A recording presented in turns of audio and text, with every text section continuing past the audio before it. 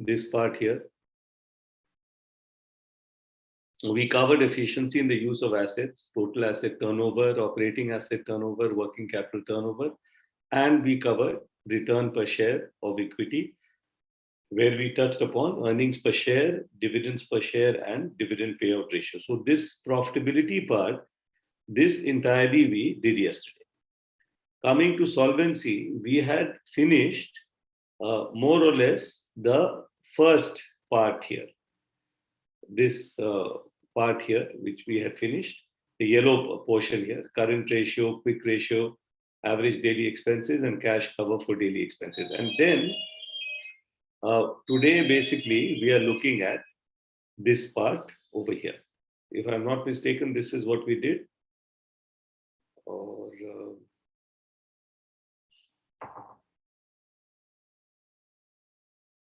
okay. So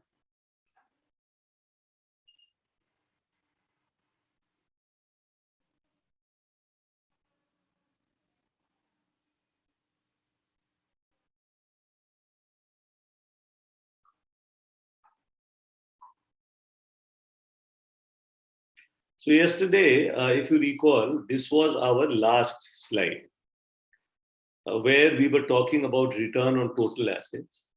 And here we were trying to understand that what is the relationship, first of all, between the net profit margin and sales. That means for every unit of sale that the company has, what is the profit that it earns? This was the first thing.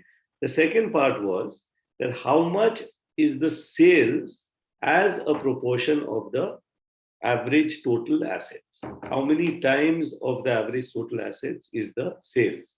And we came to this figure 2.6. Now, yesterday when we were speaking, I remember Praveen ji had come out with this point that actually this should be 2.4, and he is correct.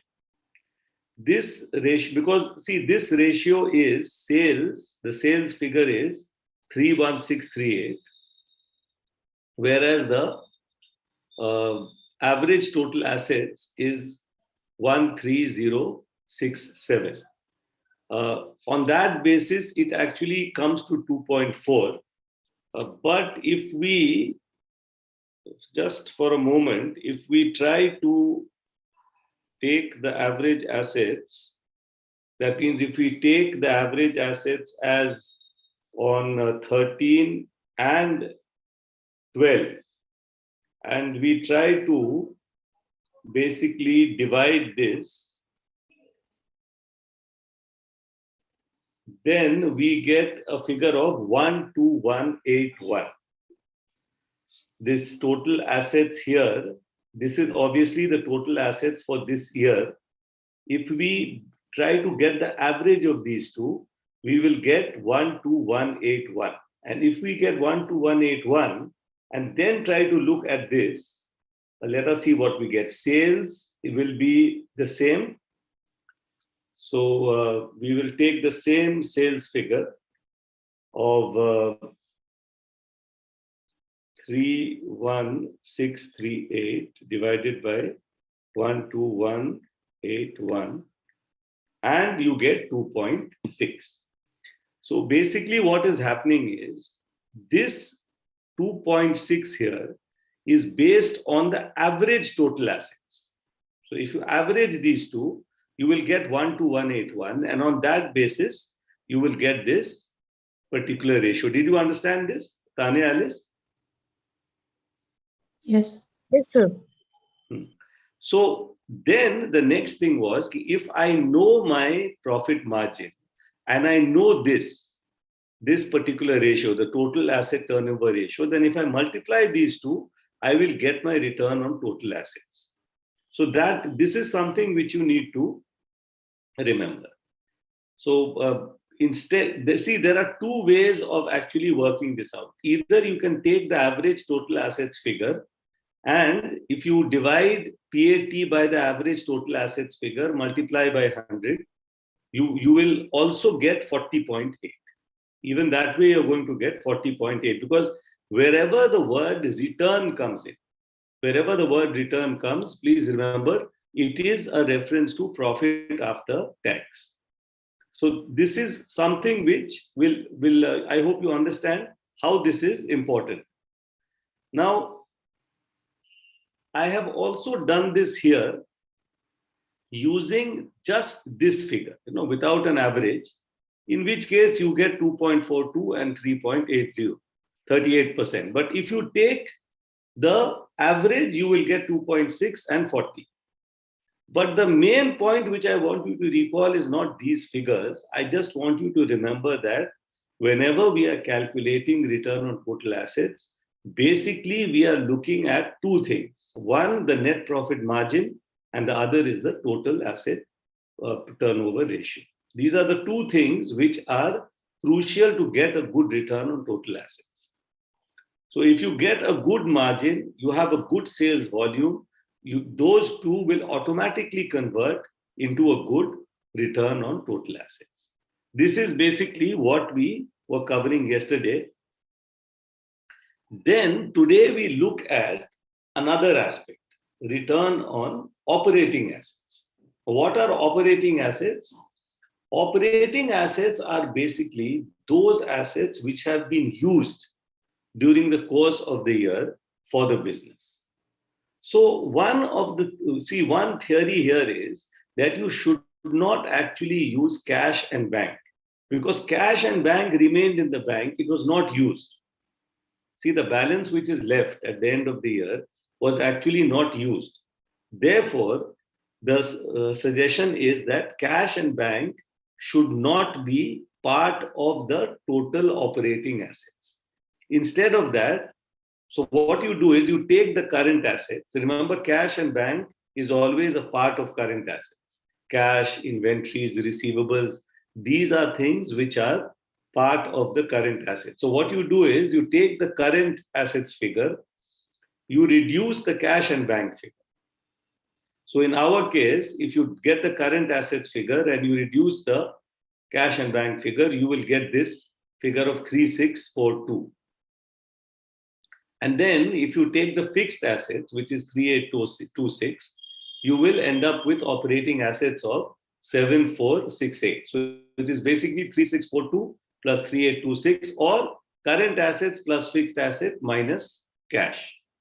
So this is the actual assets which were used during the year. And therefore, that is the meaning of this. Now, the second part is the operating profit. So the operating profit, remember, is the profit after the gross profit, and from the gross profit, you reduce the sales, general and administrative expenses. If you reduce that, you will be left with profit before depreciation, interest, and tax. So can someone just tell me why we are not including depreciation, interest, and tax? For example, depreciation, why are we not using Alice?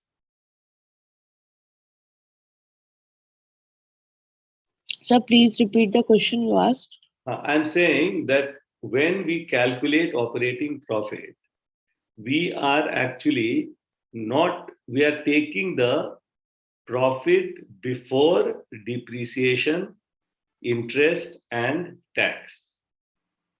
Why is that the case? Because depreciation is not used in business, like Think of it like business this. activities. Depreciation is not an outflow of cash. No? Depreciation is an entry which we make on our books. We are only making an entry on our books, and that is why we do not include the depreciation, interest, and tax. So that is one part. And so you can find it out like this. Then you also have to reduce from this profit before depreciation, interest, and tax. You have to reduce the other income also. Depreciation we have reduced because depreciation is not an outflow of funds. One thing I keep reminding you, that whenever we have depreciation, it is an entry made on our books only for the purpose of creating a provision for a new asset. So as we use an existing asset, it is being used, so its value is being reduced. So when we do depreciation, we are only saying that the value of the asset is going down by this amount. So it is a purely book entry. No amount is actually paid to anyone. Even though we showed depreciation as an expense, we do not actually, it is not going out of the business. That is why when we calculate this profit before depreciation, interest, and tax, we reduce the amount of depreciation. So if you reduce the amount of depreciation, the profit will basically come down. The other thing that we reduce is other income. Tanya, can you answer this? Why do we reduce other income?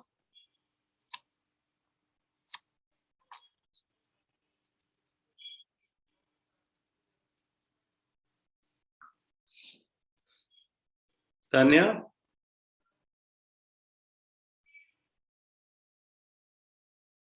See, Alice, would you like to answer that? Why we reduce other income?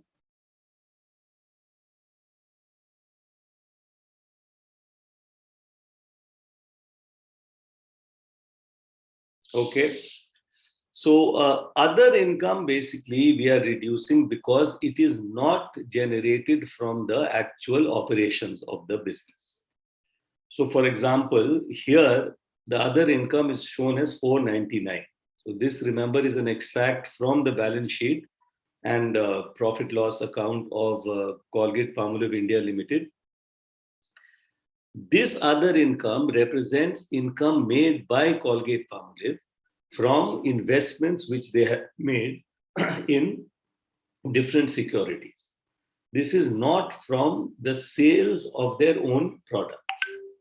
And this is so it is not part of the operating, the whole operations of the company. Therefore, it is reduced from the operating, from the amount of profit before depreciation, interest, and tax. And when we reduce these two figures, we are left with the operating profit, which is 6144. Now, on the basis of these operating assets, which you saw the calculation here, and this particular 6144, the operating profit, you can calculate the return on operating assets, which comes to 82%. So when we say that multinational companies, and particularly FMCG companies, which have such huge businesses in India, most of us use the products of these companies. Why are they so profitable? You can see this right here. The prices they charge for their products is much, much in excess of the actual costs. And this is why, even after deducting the operating expenses, we end up with a huge, huge return on operating profits. So for every 100 rupees of basically the assets, operating assets which are used, you are getting a profit, a return of 82.3%. It's a huge, huge return. Now, you can also calculate this in a different way. So you can also do this. You take the operating profit,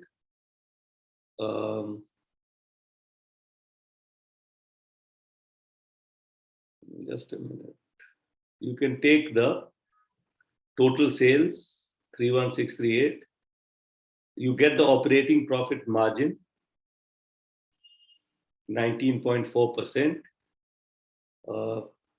And you multiply this by the operating assets turnover ratio. Basically, we are doing exactly the same thing that we did in the case of the return on total assets. In return on total assets, you remember what we had done was we had taken the net profit margin and multiplied by the turnover ratio. This is exactly the same thing. The only difference is that here we are, instead of taking the total assets and sales, we are considering the operating assets and sales. So when we take the operating assets and sales, the operating assets, as you can see, are 7468. The sales will be the same sales which we had last time. If you remember, the sales figure was 31638. Now, if you take this and you divide, so 31638 divided by the operating assets of 7468, you will get 4.2, which will basically give you the turnover ratio, this 4.2 here. And when we want to calculate the operating profit margin, we will basically take the operating profit itself and find the ratio with sales. So essentially what we will do is we will take 6144, you can see the figure over here, and we will divide this by the sales figure of 31638, and you will get 19.4%. So please remember, this is exactly the same as return on total assets, with the difference that in return on total assets, we were looking at total assets. In this particular case, we are looking only at operating assets. That's the only difference. And you find that the return on operating assets here, 82.3%. The simple method here, by simply taking the operating profit and the operating assets and dividing and getting it. So these are the two ways in which you can calculate the return on operating assets.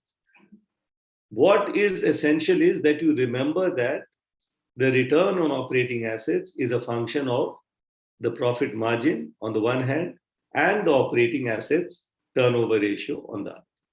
Is this clear? Yes, sir. Yes. Yes. Okay. So now I'm showing you the same return on operating assets with the figures of Colgate-Palmolive for 4 years. So you can see the same figures here. So in the previous slide, I had tried to deconstruct all these figures to show you how those figures were arrived at.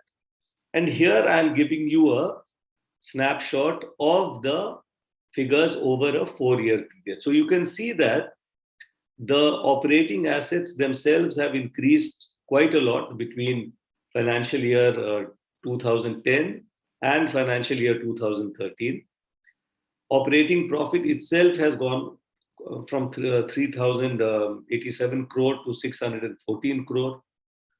And sales also have gone up from 1,962 crores to 3,163 crores. So we are seeing that over this period, as these figures of operating assets and sales have increased, what is the operating profit margin that we have seen? It is more or less steady in this 19% range. So you have 19.8, 18.8, 20, 19.4. So they are steadily maintaining an operating profit margin of this. And if you look at the operating asset turnover ratio, there also you can see that they are maintaining a ratio of 4 times, at least 4.1, 4.1, and 4.3. So when you multiply these, you are getting, in the first financial year 11, it was 77%. It has gone up to 82.2% in financial year 12 and to 82.8% in financial year 13. So you can see how this has increased. So, by using the figures of this one company, we can see exactly how these ratios work in real life. That is the purpose of giving you these examples. So now that we have done this, now I think we are in a position to look at solvency ratios. So before I display the slide on solvency, can anyone tell me what solvency is?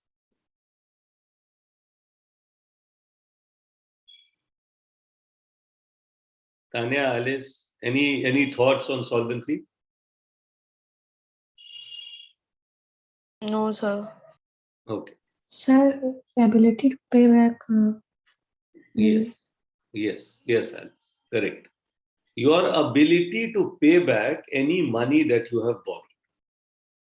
So, like as a banker, I was most interested in these solvency ratios. So, when we look at companies, as from a banker's point of view, we try to see whether the company has a record of repaying its borrowers. Is it regularly repaying its borrowers? Can we say that it is? See, when we say that a company is credit worthy. So when we say credit worthy, what do we mean actually? So by credit worthy, we are referring to this particular attribute of a company, that they are in a position to repay their borrowers. So, their creditors. So solvency is the capacity to meet all payment obligations from the existing assets of the company. So it is not expected that to pay off one creditor, you go and borrow money from someone else. No. You have to generate that money from your own assets. And as we saw in the previous slides, return on total assets, return on operating assets, this particular company at least is very nicely generating enough profit from its own assets to repay its creditors. So the problem is, see, when you look at these two things, liquidity and solvency, you can have companies that are cash rich. That means they have a lot of cash. But it is not profitable because they don't have any orders.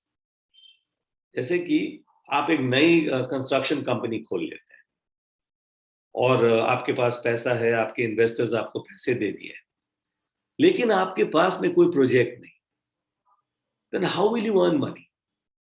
So in this particular case, you are solvent.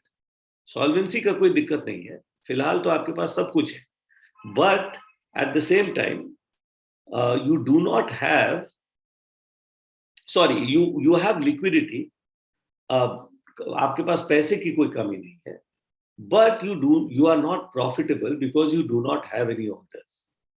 ये हम दूसरा example ले लें कि हमारे पास में orders बहुत हैं लेकिन पैसे नहीं.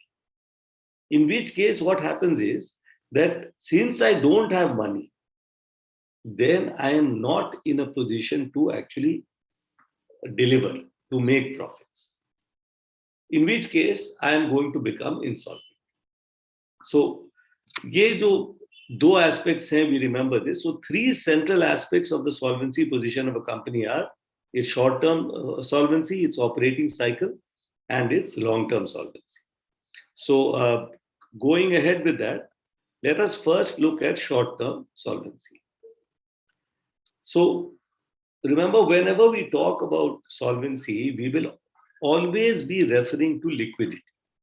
Why? See, solvency, like we said, is your capacity to repay a creditor. आपने किसी से पैसा लिया है, आपके अंदर कितनी क्षमता है कि आप वो पैसे अपने एसेट्स में से जनरेट करके उसको वापस कर दें अपने क्रेडिटर को. उसको करने के लिए you will require to sell your assets, convert them into cash, and then only with that cash will you be able to repay your creditor. Therefore, liquidity is a major concern. अगर आपने किसी से भी पैसा लिया है, if you are going to be in a position to repay that money to that person, you will have to have cash. That means you have to have liquidity. Or do you have the capacity to get the cash on time? See, short term, the big thing is, it is given to you for very short periods of time. It may only be 10 days, 20 days.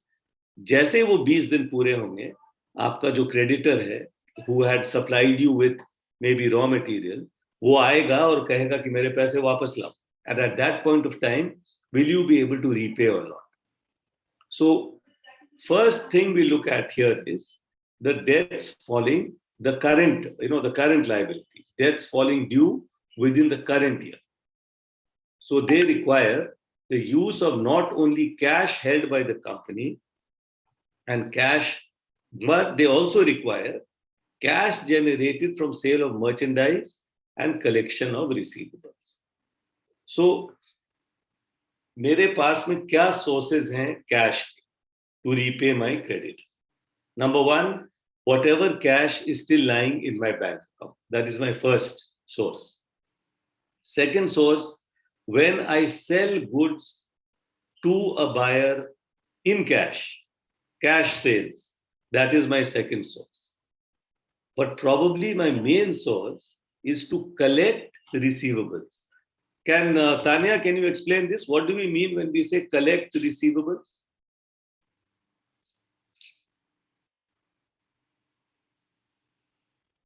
Sir,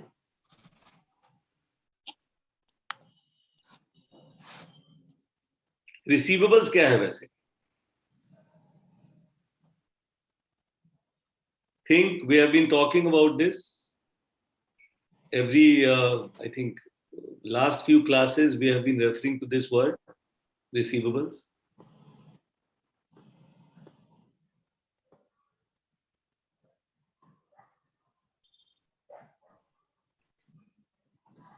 Can't remember? Alice?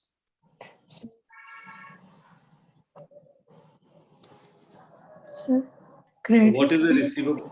Yes? Credit, sale on credit. Yes. So whenever, Tanya, please think of it like this. Whenever you sell some goods to someone, who your buyer, and मतलब जब yes and you do not pay so they will pay you in the future, right? So yes sir. You are going to receive money from them in the future. So मतलब I have given my customers the assets they want, but they have not paid me, and they will pay me in future. Yes. So since they will pay you in future, it is called a receivable. You will receive the money in future. Yes sir. So that is why it is referred to as a receivable. Yeah, this is the thing to remember. So when you have to, similarly, what is a payable? When you have bought something from someone, your supplier, and you have not paid him. That person has told you that you can pay me sometime in the future. In which case, you will have to pay him. It is a current liability. Let us say that he told you that you can pay me after 20 days. Within 20 days, you will have to arrange the cash to pay. And how will you arrange the cash to pay? Either you should have the money in your bank, or you can collect the receivables. Collect the receivables means whatever money is due to you from your buyers, because you have sold to them on credit, you should be able to collect that money from them. That is a major source of liquidity for. ये समझ में आ रहा है तानिया ये बात? Yes sir. And this is why we need to analyze the relationship between current assets and current liabilities. Current asset side में क्या क्या होगा? एक तो cash होगा, सबसे, this will not be very big. दूसरा होगा receivables. All those sales which you have made on credit, this is going to be on your on the current asset side. जो inventories आपके पास हैं, जो raw materials हैं, या जो finished goods हैं, जो आपके पास already हैं, you have produced these things are with you. Now, in that case, what is happening is, we can also welcome Praveen ji now. Good evening, Praveen ji. Good evening sir. Sorry sir, late हो गया. वो कोई बात नहीं, बहुत अच्छा किया आप ज्वाइन कर लिए class. We had started off on solvency, तो ये एक्चुअली ये पहला स्लाइड है solvency का, और ये बीच में एक ब्रेक जो होगा उसमें I'll just explain to you some of the questions which you had raised yesterday ना, regarding the figures 2.6, 2.4, कि वो कैसे हुआ. Okay. I'll explain that to you later. Meanwhile, I'll just revise this slide. This is the first slide actually of today's session. कि the liquidity of a company is a major concern for short-term solvency. Solvency क्या होता है? It is the capacity of a company to repay its creditors. कि कोई भी company अगर वो किसी से पैसे ली है तो its capacity to repay, that is called solvency. जैसे हम कहते हैं ना कि कोई आदमी insolvent हो गया. Sometimes you use this word for a bankrupt person. जिस बंदे के पास पैसे नहीं है, उसका we say that he is insolvent. So insolvent because he does not have the capacity to repay his creditors. Now similarly, solvent will be that the capacity to repay the creditors is there. Now, आप जो पैसे लेते हैं दूसरों से, it may be for a short term. That means short term की जब भी जिक्र आएगी यहाँ पर, हम लोग बात कर रहे हैं 1 साल. Any amount taken for the period up to 1 year. Any amount taken for a period more than 1 year, we will consider under long-term solvency. So this is what we had said so far. Now, when I want to pay back someone whose dues have, like someone whose payment has become due immediately, हमारे पास में क्या sources हैं? On the one hand, I have cash, जो bank में मेरे पास हैं. The second is, if I can sell some of my goods for cash, I will again get cash. And the third, of course, is कि हमारे जो receivables हैं, all the credit sales that I have made in the past, if I am able to collect that money, that will be another major source of liquidity for me. And from these sources, I should be able to get the total amount of cash required to repay my credit. ठीक है प्रवीण जी, you get this? Yes, sir. Get. Now, because of this, it is necessary that we analyze the relationship between current assets and current liabilities. Current asset side में हमारे पास में क्या क्या है? Cash है, inventories है, receivables. Cash is already liquid.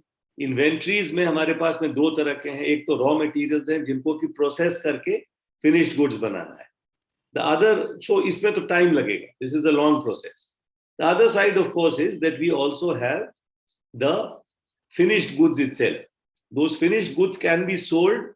If it is sold for cash, it will become a source of cash for me to repay my creditors. So current assets are very important, but in the current assets category, probably the most important will be my receivables, accounts receivable.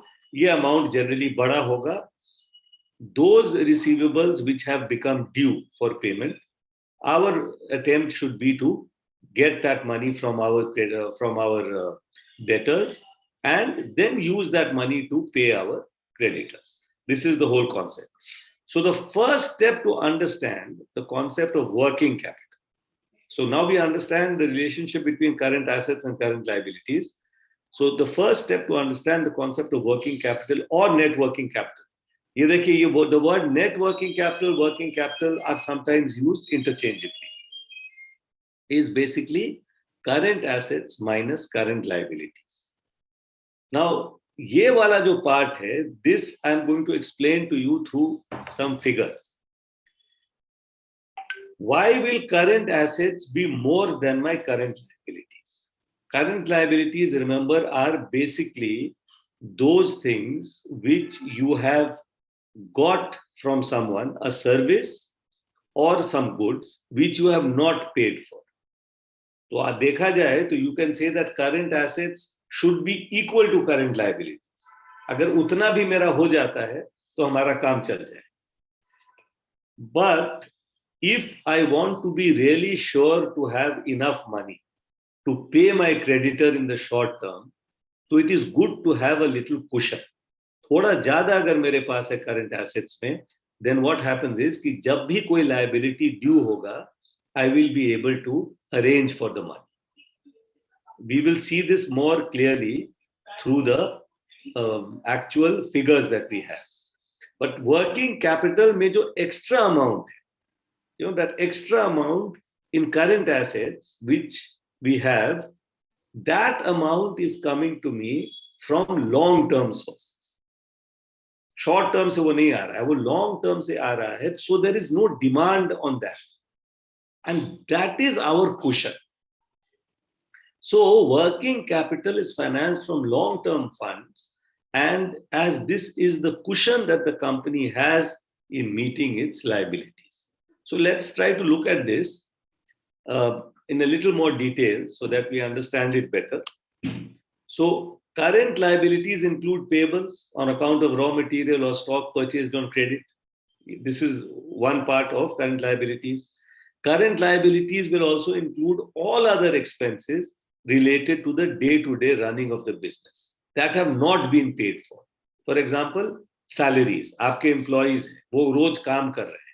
They are giving you service. उनके बदौलत आपकी company चल पा रही है. But you still have to pay them.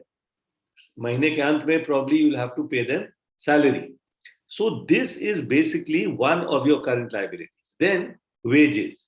There may be some temporary workers who you are paying for maybe loading, unloading goods or for conveyance work, anything like that. So these people are not on your rolls. They are not full-fledged employees of the company, but they are paid on a day-to-day basis. This is another liability. Then rent. Whatever premises you have, you will be paying the rent for that. That is again a liability. महीने के अंत में उसके पैसे आप देंगे. Electricity, power bills, phone bills, the advance tax that you have to pay at the end of the month. All these things represent liabilities. Now, in सबके due date, all these liabilities have a due date by which they have to be paid. हम और आप भी जो mobile phones use करते हैं, when the due date begins to come, a little before the due date, we get a reminder from Airtel or Vodafone that look, your bill is due, you should pay. Or it will be falling due on so and so date. Please pay before them if you want to avoid disconnection. So these are liabilities here which have to be paid for at the end of the month. Where am I going to pay it from? So the firm has to pay from its cash balances, cash sales, or from receivables that have been collected, like we were saying. तो ये हमारे cash, यही वाला current assets. Cash balance is a cash asset, is a current asset. Receivable is a current asset. And of course, the finished goods that we have as part of our inventories, that is also a current asset. So ये हमारा assets हो गया. But over and above this, the company can use some amount from its long-term funds. Long-term funds company के पास क्या है? Equity, debt. वो ऐसे funds हैं जो कि कंपनी को एक लंबे अरसे के लिए दी गई. It's there for a very long time. Therefore, there is no present demand for repaying that. So if some part of that is also used to finance my current assets, then what will happen is I will always have a little cushion. So this gives the company some extra liquidity and makes it easier for it to pay its bill on time. अभी तक हम क्या कह रहे थे कि हमारे पास में जो करंट एसेट्स है वो क्या है? Cash in the bank, cash sales, collection of receivables. इन तीनों के अलावा, let us suppose we have some extra amount. This extra amount that we have is coming from our long-term source. In the case of a company like Colgate-Palmolive, which has no debt, it is the money which has come from its own earnings. So this extra amount that it has is always available for paying any creditor who comes up. So that is why that extra amount is referred to as, mostly it is referred to as net working capital. But please remember, it can also be referred to as working capital. If that extra amount is not there, then the company will always have to rely on cash sales of its goods or cash or collection of dues from debtors, which is a time-consuming process. So immediately nahi hota hai. If somebody owes me money, I cannot get the money from him immediately. It will take a little bit of time, maybe a day or two, before he can arrange the funds and give it to me. So if I have a little extra, it will serve as a cushion. Am I getting this? Have I clarified this point, please? Alice, Praveen, Tanya? Yes, sir. It is clear, sir. Yes, okay. Now, look at this particular thing here to see. This is once again from the balance sheet of Marico, not from ये जो parachute coconut oil जो बनाने वाली company है, Marico. This is from their balance sheet. Now look at this, the working capital here.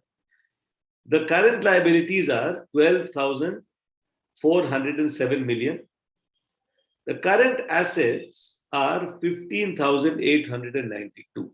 If you minus this, you are getting 3,485 million. ये जो पैसा है, this 3,485 million, current assets minus current liabilities, this is the cushion that the company has. This is the cushion that the company has, because of which it will always be able to pay any of the creditors. The creditors कहाँ से आ रहे हैं? These guys are the creditors. 12,407. See, you can see now, if you look at the chart over here, what are we seeing? We see that current liabilities are 12,407, current assets are 15,1982. To complete the balance sheet, the net fixed assets are 1424, other assets are 6956, total assets हमारे आ गए 37072. इस side में current liabilities 12407, long term loans 4850, shareholders equity, ये long term sources हो गया, debt, equity, and obviously the balance sheet will balance over here. Now if you look at this 3485 here, ये पैसे कहां से आ रहे हैं? Where is it coming from? तो वो देखने के लिए we come to the next page here, and you look at this.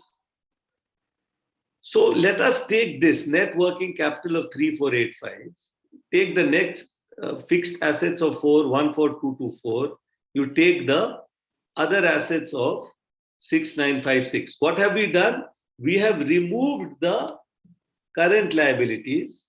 We have also removed the equivalent amount of current assets. So 12,407 का जो figure इसके ठीक पहले, this figure. We have removed this figure in current liabilities and current assets. Current assets means if you remove this figure, you will be left with 3485. This is the extra amount. So to explain this, we are starting here. Net working capital 3485. कहाँ से ये पैसे आए? Now you can see it is coming basically from here. ये दो long term sources है. From this particular place, you are diverting some money for your current assets, and this is the source of the cushion that you have. So I've also made this note. Total long-term liabilities is 24,665. Out of this, net assets, जैसे ये जो total हम कर लेंगे, तो I'll get 24,665. इसमें से net assets इतने हो गए, fixed assets हमने इतने का लिया, other assets itne ka, whatever is left, this 3485, this amount is being used for my current assets. This is the idea behind this. So this working capital is maintained by the company on a long-term basis. ये जो extra cushion है, ये long-term basis पर हम इसको रखते हैं. It is used for short-term purposes related to the running of the business, but it is not required to be paid back to creditors in the short term.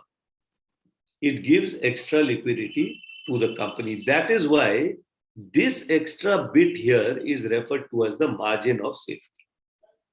This is the concept in working capital. So every good company will try to keep some extra money.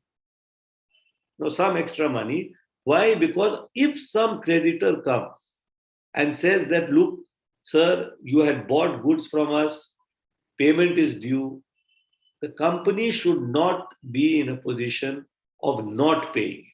They have to be comfortable in paying all their creditors on their due dates. That is the basic concept that we have over here.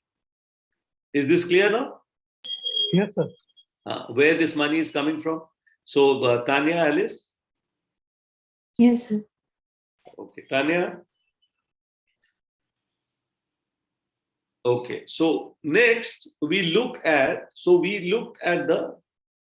far we saw what? The current ratio. Now let us try to look at the quick ratio. So current ratio will basically be what? Current assets to current liabilities. So we have those two figures there. You divide one by the other, you will get that extra. For example, if I want to calculate my current ratio here, what will I get? I will get 1. So I'm going to get, oh, sorry, this slide I missed, I think. So current ratio measures the relationship between current assets and current liabilities. How much extra do you have in terms of a ratio? So if I take my current assets, divide by the current liabilities like this, this is now from the other company, Colgate Palmolive. You will see that you will end up with a net working capital of 116. So as this company, Colgate Palmolive is hardly maintaining any cushion. This is why I had also taken this example. In the Marico case, suppose we go to this company. Here you can see that there is a very clear cushion that they are maintaining. If I go here and if I look at these two figures, current assets and current liabilities, and now I try to calculate the current ratio, what will I get? I will get 15892 divided by 12407. I will get a current ratio of 1.28 for Marico, this company.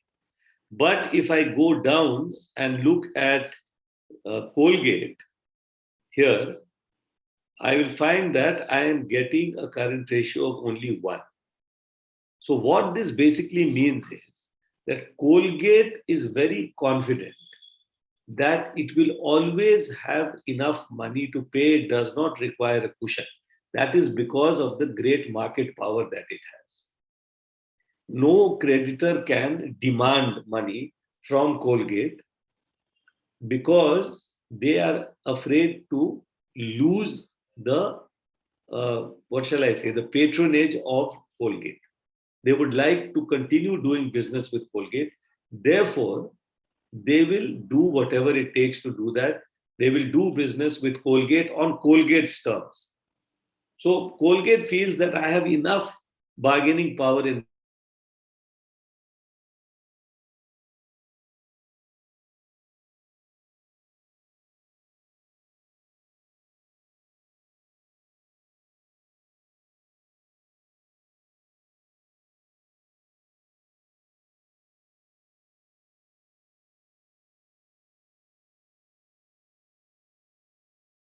Sir, your voice and video is not visible, neither audible.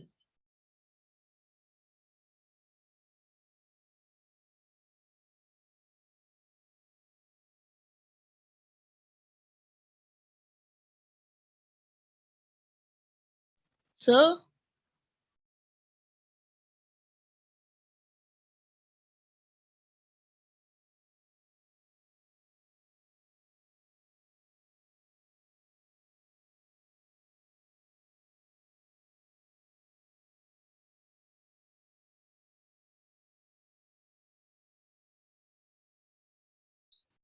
Sorry, everyone. I think I lost connectivity over there. I think we are having a bit of a power problem here. So what I suggest is that we take a 5-minute break, and I'll be back after that. Is that okay, Praveen? Okay, sir. Okay, sir. Okay, fine.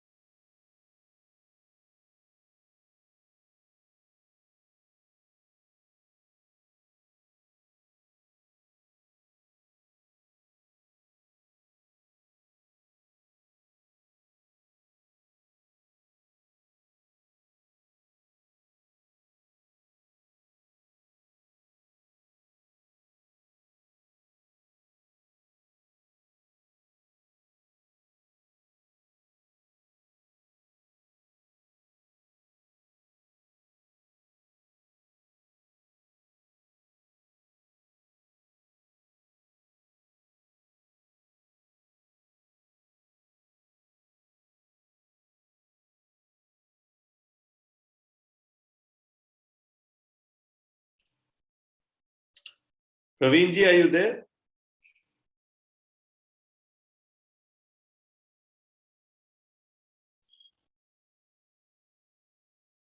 Alice?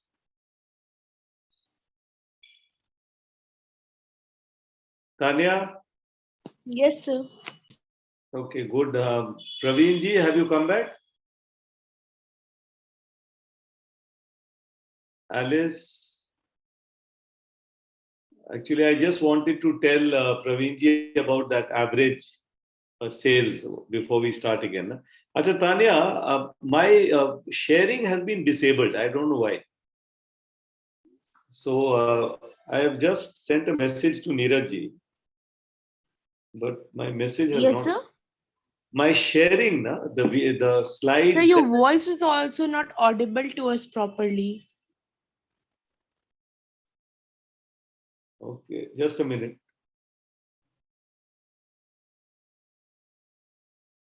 Sir actually जो भी आप बोल रहे हैं वो बहुत धीरे धीरे आवाज आ रहा है तो it is not properly Audible sir.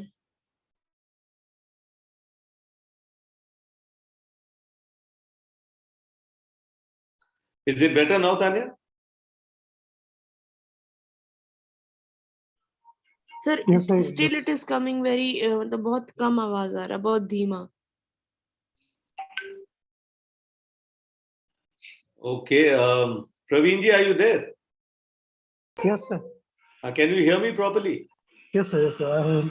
I can hear. So actually, I don't know why my sharing thing has been disabled. I need to. Can one of you please send a message to Neeraj? My message is not going. I'll just try to see if I can contact him first. I think it's okay now. Okay.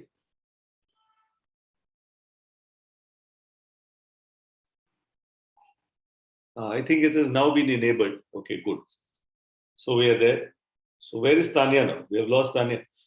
So basically, when, yesterday,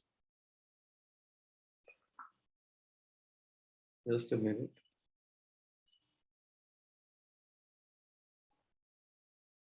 So yesterday, when we were looking at this ratio here, a little down the line, this one. So Praveen, you recall when we were looking at this ratio, you said that this particular 2.6 figure should be 2.4, correct? Yes, sir. And of course, this is 2.4. This should not be 40, it should be 38. Now, why this is 2.6 is that they have taken the average assets figure. So if I take the average of the assets as on financial year 13, 13067, and for FY12, 11296, if you take these two, add them up, and you divide by 2, you will get 12081. Now, from 12081, if you then try to find out the actual number of times, like you take 31638 and you divide by 12081, you will get 2.6. And the same principle is here. Okay, sir. Clear now. Clear. That is actually, this is something which I should have clarified yesterday itself. It would have been easier. But when you opened up the issue, I said, then we must, clarify this today. So this we have already covered. We had reached current assets, current ratio. So basically, the current ratio is giving you an idea of that cushion in terms of a ratio. So if current liability is 1, what is current asset? So I remember as a banker, we used to like a current ratio of something like 1.33. It was recommended to us by a committee which had gone into this whole working capital thing. And they had said that, this was the Tandon committee, all businesses should have a current ratio of 1.33. What they were trying to emphasize is that all businesses have to have short-term solvency. They have to have sufficient money from their long-term sources in their current assets, which will help them to pay any creditor who comes. So that was the concept here. Now, there is another ratio known as the quick ratio. And why we use the quick ratio is that this is also known as the asset test ratio and is usually computed by taking assets which are quick to be converted to cash. So you only consider those current assets which can very easily be converted into cash. And there is one category of current asset, inventory, which is not so easy to convert into cash. See, these are finished goods. They'll have to be sent to a wholesaler, retailer, etc., and then only it will be reaching the consumer. It can take a little long. Therefore, if you want to find out those assets which are genuinely easy to convert to cash, you should only look at receivables and cash. So just look at your receivables and cash. So another way of looking at it is look at your total current assets. From that, you reduce the inventory. So what you are left with are known as quick assets. So you take the quick assets, current liabilities will be the same figure. Now, if I take this, I am getting a quick ratio of 0.8. Now, 0.8 quick ratio, for most companies, this is not a good thing. This means that you have less money available in cash than the creditors may demand. So your creditors may demand 1 rupee, you have only 80 paise. This is what this means, 0.8. But Colgate is managing to get away with this mainly because of the huge bargaining power it has in the market. As I said before also, this is the reason why they are managing to keep this. So they are operating with no contribution from long-term sources. This, in fact, is a violation of the conservative method, where you say that you should always have a cushion. In all the books which you will read on accounting, what I have said a little while ago is all about margin of safety. Now, if you look at Colgate, basically they are not concerned about margin of safety. And this is because they know that nobody will actually create trouble for them. Their creditors are not going to create trouble for them because they are too big a customer to displease. And that is why they are doing this. But my main point here is that you should understand that quick ratio only looks at those current assets which it is easy to liquidate. So that was the point I was making here. Now, another way of looking at this is, to look at my solvency position is known as cash cover for daily expenses. What are my daily expenses? So basically, I will look at it this way. I will take my cost of goods sold. So this is the actual amount, the factory cost of producing the goods that I sell. So for example, if Colgate is selling toothpaste, among other things, the actual amount spent on producing that tube of toothpaste, you can think of that as cost of goods sold, plus the operating expenses. Remember all the marketing, sales expenses, administrative expenses, general expenses, you take all that, you add tax, because tax is the payable, and you reduce depreciation. So you take this entire amount, these are your daily expenses, average daily expenses, your actual expenses for 1 year, because all these figures which you will have, cost of goods sold, operating expenses, you are taking these figures from the balance sheet. And remember, the balance sheet is giving you a figure for at the end of the year. So these, whatever figures you have over here, are for 1 year, for 365 days. If I want to find out what my daily expense is, what will I do? I'll take this entire figure and divide by 365. So you can see once again, cost of goods sold, the actual cost of producing the goods that I sell. To that, I'm adding my marketing and sales and general administrative expenses. I am also adding my tax. So I'm taking into consideration every single thing that which I consider to be a possible source of outflow. I'm taking all that. I'm reducing depreciation because, as I've said a little earlier today also, depreciation is not an outflow. It is only an entry made in your books for the purpose of marking down the value of your asset. So you take this entire thing, all these figures which you will take will be taken from the balance sheet. The balance sheet will always be for 1 year. Therefore, all these figures that you will have,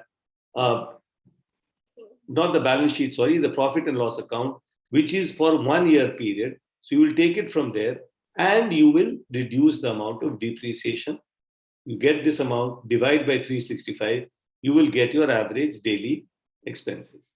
Now, the current assets could thus be expressed as a number of days equivalent of expenses covered. So basically what you will now have is, if I want to find out my current assets cover, so the current assets that I have, how many days of daily expenses can it actually cover? So it will cover basically current assets divided by the average daily expenses. So first I get my average daily expenses, I divide current assets by my average daily expenses, and I'm able to get the actual number of days covered. I can also calculate my cash cover. So I take the cash and I divide by average daily expenses. Think of it like this. You have a business. You have to run it on a day-to-day basis. You have some cash lying in the bank. So based on whatever cash you are lying in the bank, how many days will you be able to run your business? Are you understanding this? Everyone? Yes, sir. Yes, sir. So basically, this is the cover that you have. Your cash is able to, so if nothing else happens, if you make no sales, if no money flows into the business, but you still have to run your business, then how many days can you run your business with your existing cash? The whole purpose of doing this, calculating average daily expenses and all this, is to do that. So this is another ratio. This is another thing which tells you a little about short-term solvency. Now, after this, we come to the next ratio here.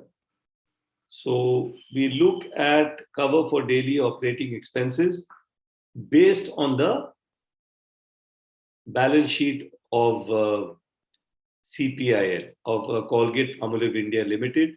So you can see that their cash cover is for 60 days. How are they doing this? They are taking cash of 4288. They are taking their current assets of 7930. They are taking average daily expenses of 72. So they have done that exercise, that same exercise that we did, where we took all the different components which we had over here. They have taken their cost of goods sold, they have taken operating expenses, they have taken tax, reduced depreciation, divided by 365. The figure that they obtained was 72. So the average daily expenses in millions is 72 million. The cash cover that they have, that means if you take the cash that they have right now and you basically divide by this 72, you are getting a cash cover of 60 days. That means they have enough cash with them in their bank to run the business, such a big business, for 2 months, for 60 days. That is the amount of cushion that they actually have.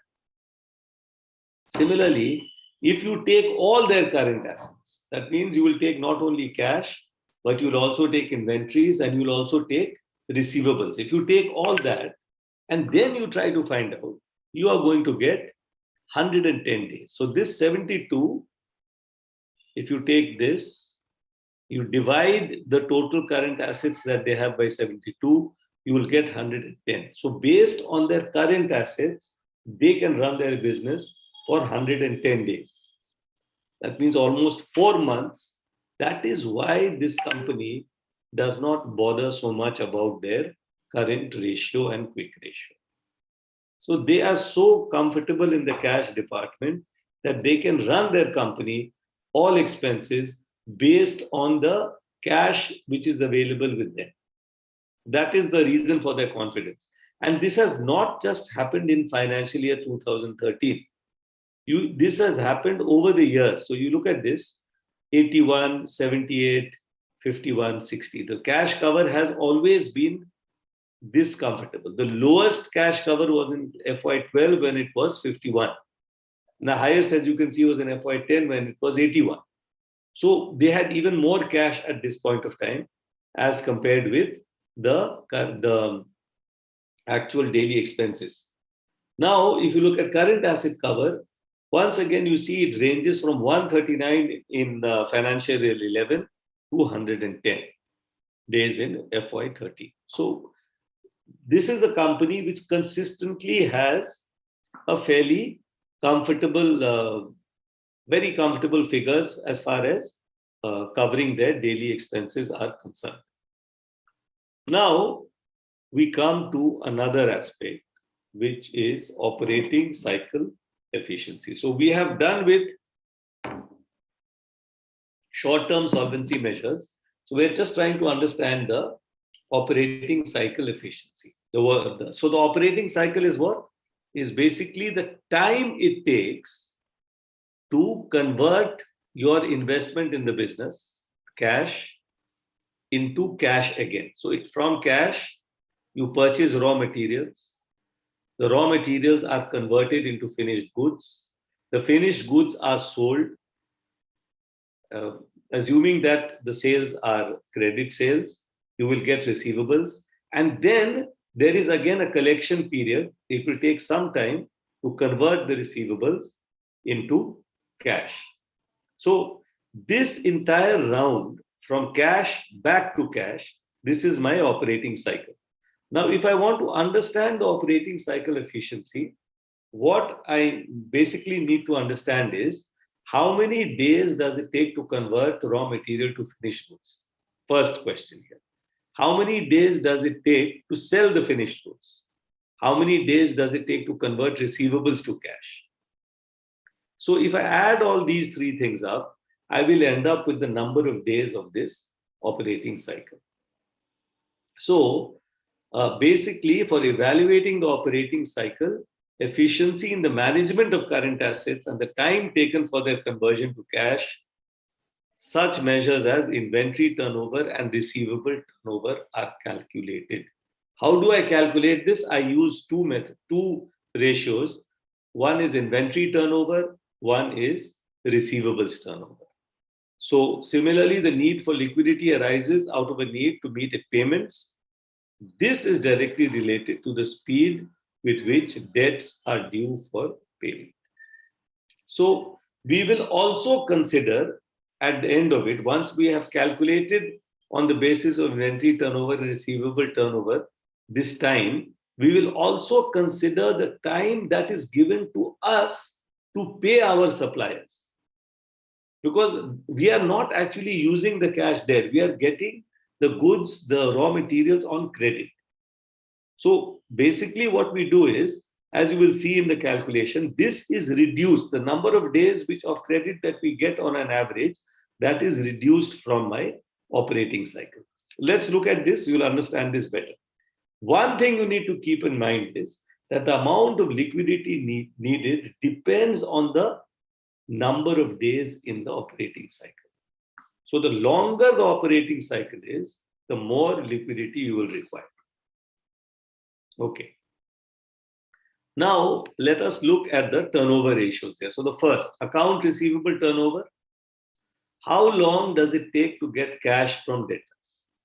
Simple question, you have made credit sales. You have a number of people who owe you money. You call them your debtors. How long does it take to get the money from them? Because collection of receivables is a source of liquidity, and therefore the time taken to collect is important for the company. So this is one thing. How will I get this? I'll take my sales and I will divide this by my average accounts receivable. So please note, I am not dividing them by simple accounts receivable. I am dividing them by my average accounts receivable. That means I will take the accounts receivable figures of 2 years, last 2 years, and divide by 2. Now, we should also remember that since we are talking about receivables, we should only be considering credit sales. Because if a cash sale has been made, then there is no receivable. You have already received the cash. But traditionally, you use the sales figure itself. So it is not perfect. Why do we do this? Because normally, in the public domain, the actual credit sales figures are not available. But at the company level, this figure will be available. They will know exactly what the credit figure is. How many customers have bought from them on credit, that figure will be known to them. So they will be able to take this and calculate the exact ratio. But when we are actually calculating on the basis of figures which are available in the public domain, that means, for example, I had advised you people to get data from money control. That figure will not have the credit sales figure. Okay, then how do we calculate this? First step is to calculate the receivables turnover. So accounts receivable turnover is equal to sales by average accounts receivable. Second step, divide the number of days in the accounting period, or 365, by the receivables turnover. So I take this, sales by average accounts receivable. Then I ask you to take 365, divide this by this figure. You will get your average collection period.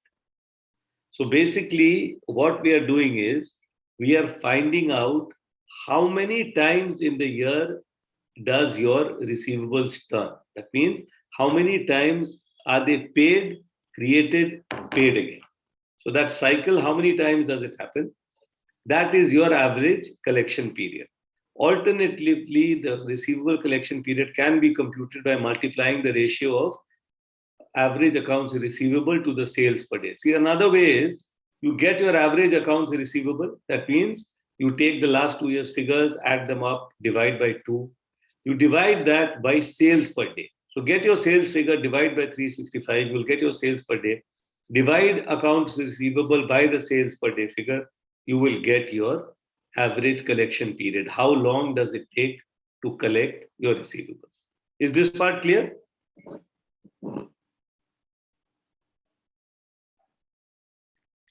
Yes. Okay. Thank you, Alice. Praveen ji, Tanya, are you getting this part? Yes, sir, it is clear. Okay, fine. Thank you. And now we look at an example of this. So look at, for example, once again, we take our company, Colgate Palmolive India Limited. So if you take the average accounts receivable during this for FY13, the average accounts receivable is 842. Sales is the same old figure, 31638. Accounts receivable turnover will therefore be this divided by this, which will give you 37.6. And if I take 37.6 and I use this, if I divide 365 by 37.6, I will get 9.7 days. This is approximately 10 days. So the average collection period for CPIL is 10 days. So even when they are selling on credit, they are able to collect the money from the buyer within 10 days on an average. What that basically means is that they give very short credit. So big company, lot of bargaining power, this is how it actually works. So it's very simple. You get your sales figures, get your average accounts receivable, divide the sales figure by the average accounts receivable, you will get your accounts receivable turnover. How many times? So how many times in this is this figure? So that's my turnover. How many times does 842 appear in this? It appears 37 times, so that's my turnover. And my average collection period is obviously 365 divided by this. So in 1 year, my collection period is roughly 10 days. Any time I have a receivable, I am able to collect it in 10 days. So this is, I have got one part of my operating cycle, the collection period. Now, the other part is the inventory turnover. This is that other part, from raw material to finished goods. So inventories are the resources invested by the firm for the purpose of facilitating operations. Excess inventory means that you have wasted your money, you have locked it up in inventory, and you are not getting anything out of it. So the need for holding inventory will also be influenced by the availability of goods, time taken for deliveries, seasonal nature of business, and a host of other factors, which should all be considered before making any judgment. Point being made is, suppose you look at the inventory and then you do an analysis of the company, and then you come to this conclusion that the inventory that the company is holding actually is very high. Why is it so high? Maybe it is because it is not the raw materials that it requires. It is not very easily available. So whenever it is available, they buy in bulk. So when they buy in bulk, obviously the inventory will go up.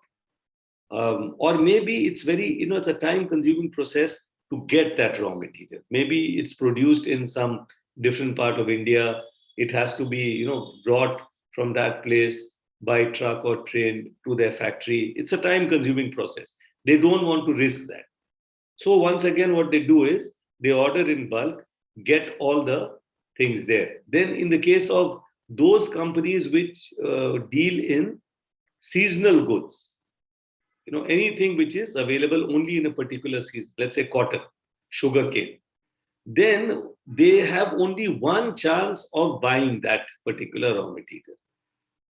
So basically what will happen is they will have to buy it in bulk. If they buy it in bulk, their money will get locked up in inventory. So if you don't consider the fact that it's a seasonal industry, you may conclude that, and wrongly conclude, that this company is having a very high inventory level. Why are they investing so much in inventory? But then when you realize that the sort of inventory that they have is only available once a year, they have no choice but to buy it in bulk, then you begin to understand. That is the point we are making out here in this paragraph. So inventory is related to cost of goods sold, not sales, because you will be taking this inventory, you'll be using it to make something. And the first figure which appears is cost of goods sold. And this is why cost of goods sold is the basis for understanding the inventory turnover. So I will look at cost of goods sold. I look at my average inventory level. So, if you're a very good company, you can actually get a daily average. You can take your inventory levels each day of the year and then try to find out exactly what your average was.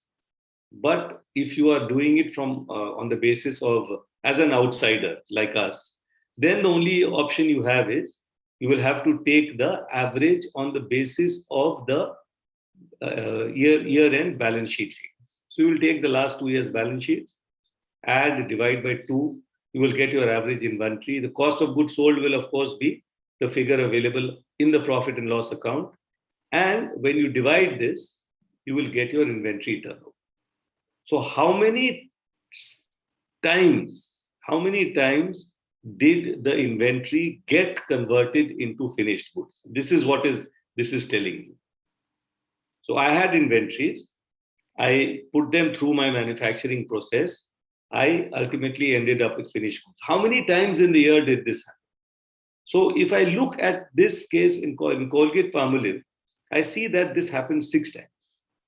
So if I take their cost of goods sold, 12,501, divide by the average inventory of 2,015, I will get 6.2. So that means there were 6 rotations of inventory. So that operating cycle which you have there, it's moving 6 times. It has gone like that. Now, you look at the last ratio. inventory conversion period. So here, what you are doing is you are calculating the conversion period here, which is 59. How am I doing that? I am taking the number of days in the accounting period, 365, and I'm dividing that by 6.2. So if I divide 365 by 6.2, if you take it, in a very rough way, it should be around 60. The exact figure is 59. So my inventory conversion period, the number of days it takes to convert one batch of inventory into finished goods is roughly 59 days. So 59 days is 2 months, 12 months in a year. Therefore, my inventory turnover should automatically be 6. 12 divided by 2 months, 59 days, I'll get 6. So you can cross-check these things. So basically, what is happening is there are 6 rotations during the year. 6 times during the year when finished goods are produced, finished goods are sold, and the receivables are collected. So in this way, you begin to understand the number of days actually involved in the operating cycle. So I have got the number of days in which inventory is converted. I have also got the number of days in which the receivable is converted into cash. So if I add all these days together, I will get the exact number of days that there are in the operating cycle of a company. In this particular case, Colgate-Palmolive India Limited. Now, if I look at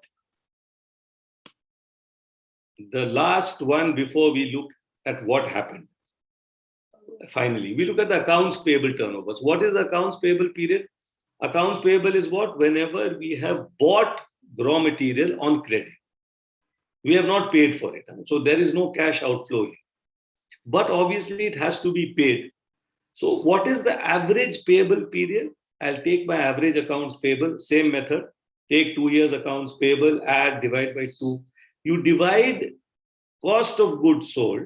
You take average accounts payable, divided by cost of goods sold per day. So you will have your cost of goods sold, divide by 365. You will get your cost of goods sold per day. Divide average accounts payable by this. You will get your average payable period. How many days does it take on an average? How many days credit do you actually have? So the entire thing is mentioned here. I'm taking my cost of goods sold, dividing by average accounts payable. I get accounts payable turnover.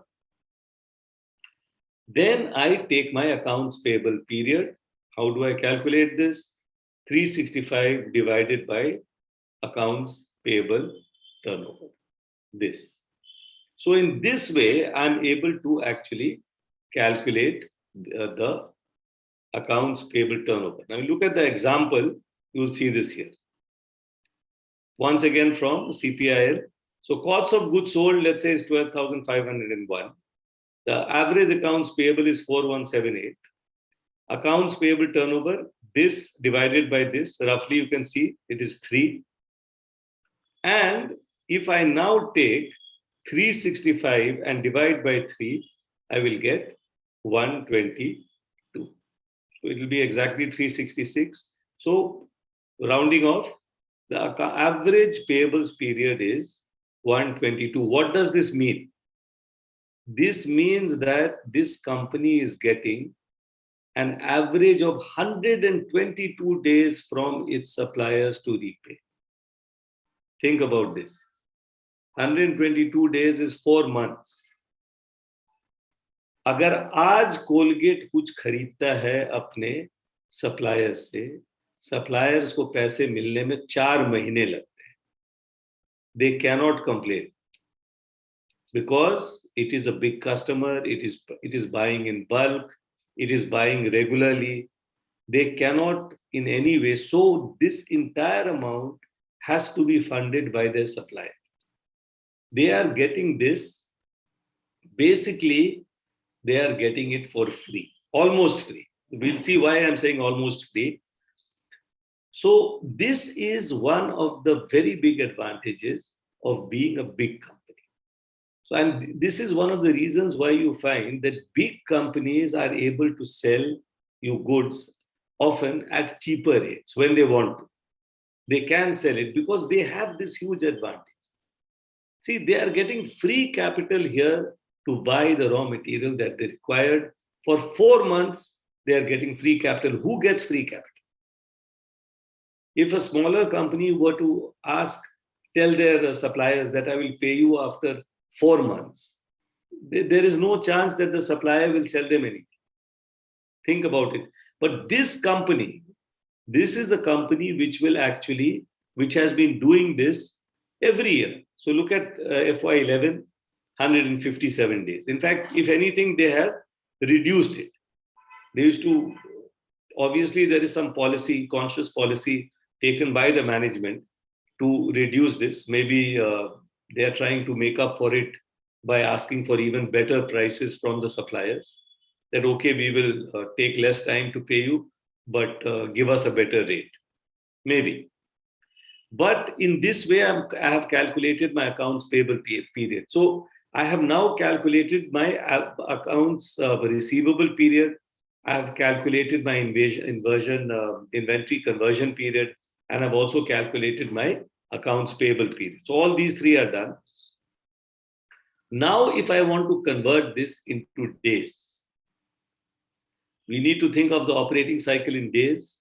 So inventory conversion period, cash to inventory, sales, receivables.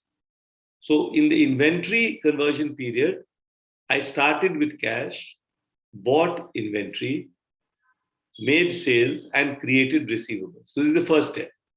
In the second period, what have I done? I have taken the receivables, I have converted them to cash.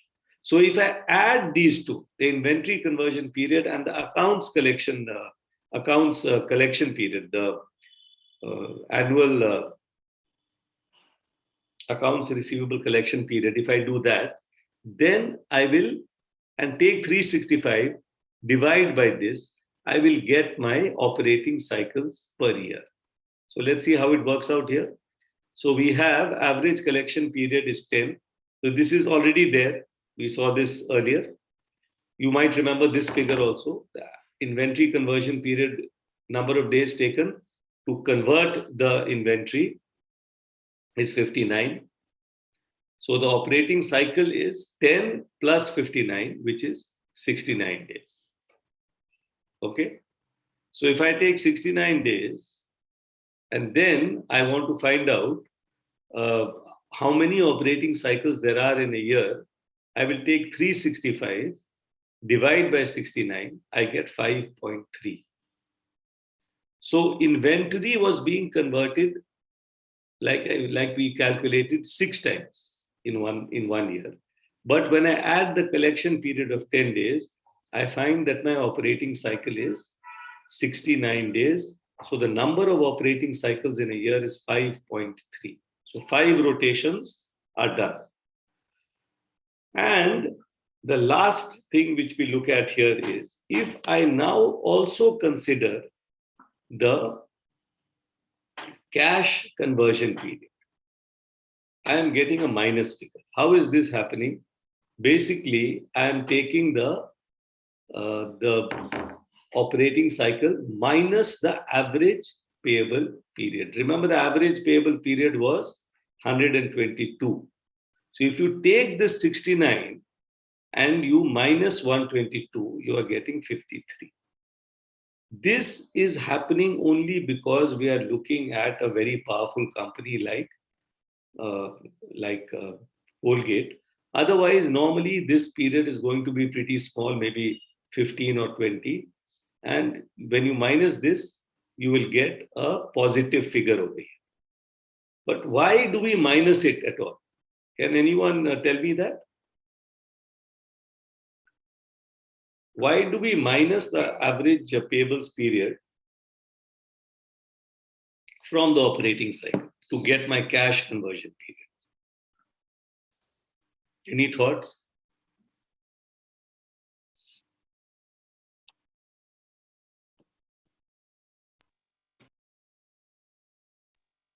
Because, sir, we are also getting it on credit, Yes. Yes. and Cash then, is not going out. yes, sir. So since we are only talking about cash here, so in the cash, cash is not going out. So basically what this is telling you is that this company will always be comfortable as far as the cash position is concerned. Because they are getting a payable period which is much more than their operating cycle itself. So by the time the actual, the amount is due from the creditor, they are able to have, almost two operating cycles. They are able to take the money. So think of it like this. Let's look at this here. See, this raw material they got on credit. It's not due for payment, so there's no cash outflow. This cash not required. Now, they will convert it to finished goods, convert it to receivables, convert it to cash. This entire process has taken 59 days. 69 days, sorry, up to here. This is still not due. So after 69 days, what they will do is they will again take credit, again complete the entire cycle. Somewhere over here, 122 days will be completed. Then they will pay the first batch. The first amount of the first payables which became due, they will pay that. What is happening, what you are seeing happening is they don't even have to use their own cash as far as inventory is concerned. The only cash they require is for the other operating expenses, like sales, general admin, that part, the marketing part. That they will be actually requiring cash. But for this, the operations part, practically speaking, they are doing it on credit itself. So this is what happens when you have so much power, so much bargaining power in your hands. So basically with that, we come to the end of short-term solvency. We now talk about long-term solvency.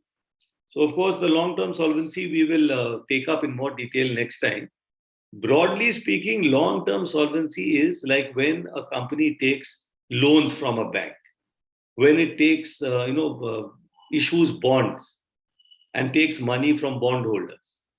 In those cases, the debt is due after a long period of time. So if the company issues a bond, maybe they will issue it for 5 years, it will mature in 5 years or 7 years.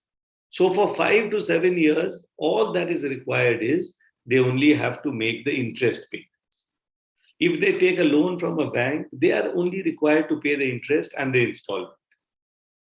So the entire amount is not due, only a small portion of the entire amount is due, the installment or the interest. Whereas in the case of creditors, the entire amount was falling due. That was the point which we saw. So here we'll be looking basically at debt equity, which is basically the relationship between the amount of capital which the promoters have brought into the company and the amount that has been borrowed from outside. And we'll calculate another margin of safety available for lenders. And what is that margin of safety for lenders? The more equity there is, the more comfortable the lenders are going to feel. So this basically is, we come to an end more or less of today's class. And are there any questions here about this? Anything which you would like me to elaborate? No, sir. Actually, today I got my knowledge about my company's problem. That is inventory related problem. Excellent, excellent. So it's good No that other doubts. It was very clear that how to elaborate any company's performance. yes, that is the thing. So you have the data, and what we will do is we have to have a test for all this. So the test that we will have will be based mostly on this part, this financial ratio part. which we will do. My suggestion to all of you is that the data which you have got from, like, for example, Praveenji, you have downloaded the data of Glenmark and Ajanta Yes, sir. from Money Control, I think. Yes, sir. That data that you have, go back to Money Control and also get the data for the income statement, profit and loss statement. Okay, sir. Tomorrow I will try to do that. And do that. Then try to calculate some of these ratios. Okay, sir. Then, what will happen is now it's fresh in your mind. You understand what we are doing. So it will be easy for you to actually do the calculations. And the more you do it, the more comfortable you'll feel with it.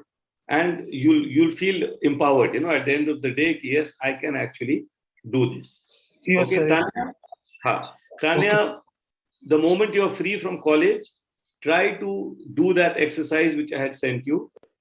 And Yes, sir, surely, sir. pick any two companies. So, for example, Praveen ji had picked two pharma companies. Shruti had picked two cement companies. You and Alice can pick some other companies. When you go to Money Control, use the link I had sent you. You will find that all sectors are given there. You were telling me that you were interested in taking agriculture companies. That works well. Yes, Alice, sir. Alice, you can also take any two companies. So let's say that agriculture, Tanya is taking. Praveen ji has done pharma. Shruti has done Sir, I have cement. picked. You have chosen to? Yes, sir. Cable company. Okay, fine. So do that. All of you should get the balance sheet and the profit and loss account. I'll be sending this presentation to you today. What you do is use all this, these different ratios. Try to do the analysis at your level and just see what this means. See how you can interpret it. That will be the best way of understanding financial ratios. So with that, I think we'll bring today's session to an end. Thank you so much for listening, all of you. And we'll meet again next week. Hopefully by then, all of you would have done some part of this exercise. Okay? Thank you, sir. Okay, sir. Good night. Good night. Good night. Good night.